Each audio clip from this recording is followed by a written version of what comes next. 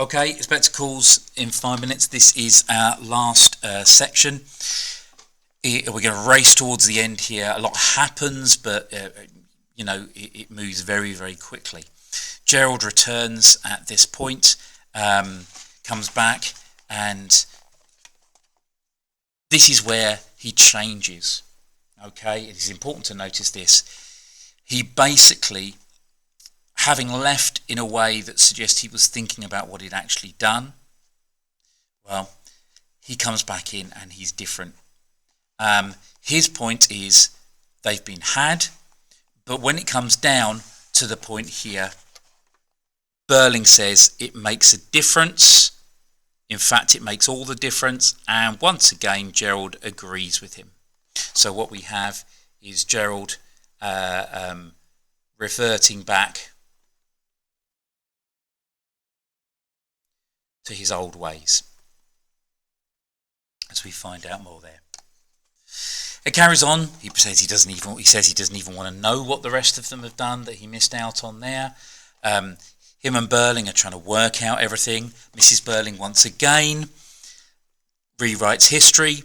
If I'd been here when he first arrived, I would have asked him a few questions before I allowed us to ask any. It's almost a forehead slapping moment, isn't it, really? Oh, God, Mrs. Burling. So it carries on. And this is the important part, that they know he's not a police inspector. They now have to decide to think a little bit more about the situation, how they're going to deal with it. Sheila comes back with Eric to the point of they don't understand what's happening. Nobody's brought her back to life, this girl. We did what we did. He admits to Gerald he stole some money. Again, the honesty. That's important because Burling tries to interact because he doesn't want him to know. And Sheila praises what Eric says as the best thing any one of us has said tonight that makes me feel a little bit less ashamed of us. Always important that Sheila is saying, when she talks about shame, she's not ashamed of other people, she's ashamed of all of them together. Okay? So you can see the generation gap is being drawn, and Gerald is now joining them on the other side. And Burling shows his complete lack of understanding here. It's genuinely he doesn't understand. They won't try and see the different, trying to have position or see the difference, what he calls the difference between a lot of stuff like this coming out in private and a downright public scandal. This is genuinely what he thinks. He's not just being evil. He really is unable to see their point of view, isn't he? Okay. It carries on until, of course, Gerald says, is it a fact we all helped kill her? Points out it's true that he did what he did. I've admitted it and I'm sorry. Well, there you go. And Sheila repeats that idea. He came out of it better than the rest of us.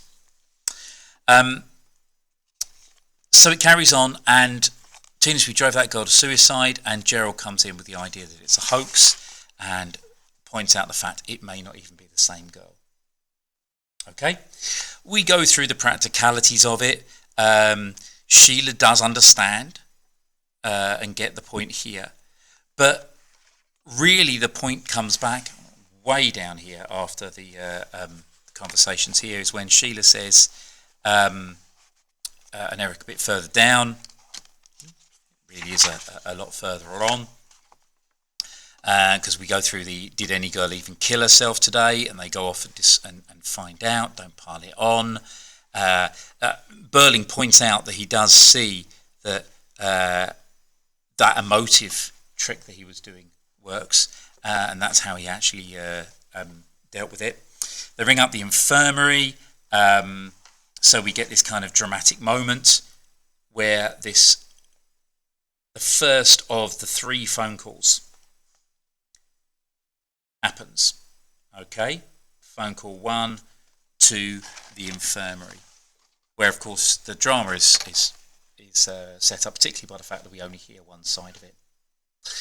It gets back, and that's the issue there. No girls died there today. No girls been brought in after drinking disinfectant and had suicide for months. Sorry, I apologise. I just said that was the first phone call. It's the second phone call. The first was made by Burling earlier about whether it was a spectre or not.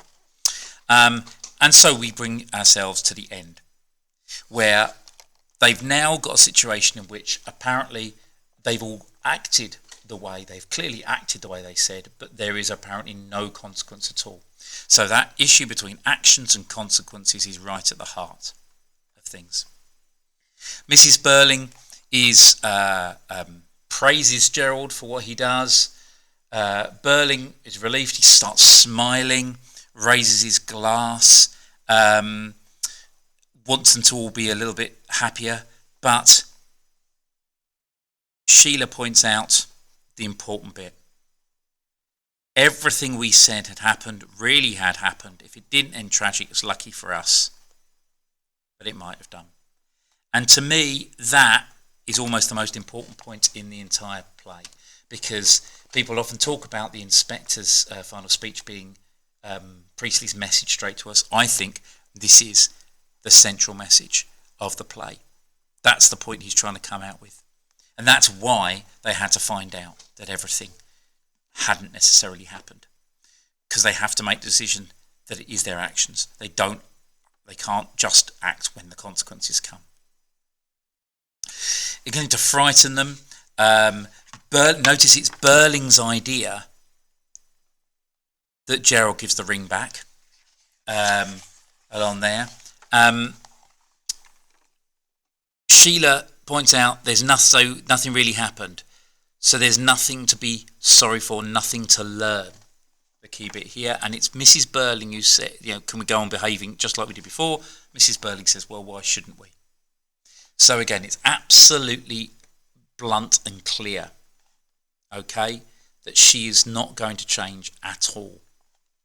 Right? Sheila points out the idea here. Whoever he was, you began to learn something, but now you've stopped.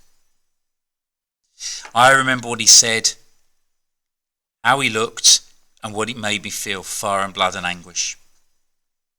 And Sheila agrees. And then just go to bed. They're overtired.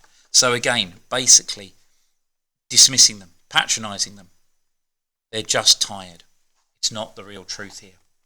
It comes back to Gerald then does choose to bring back the ring. So again, our third moment with the ring, where he's trying to take control again. And we're left with quite an ambiguous end. It's too soon, I have to think about it.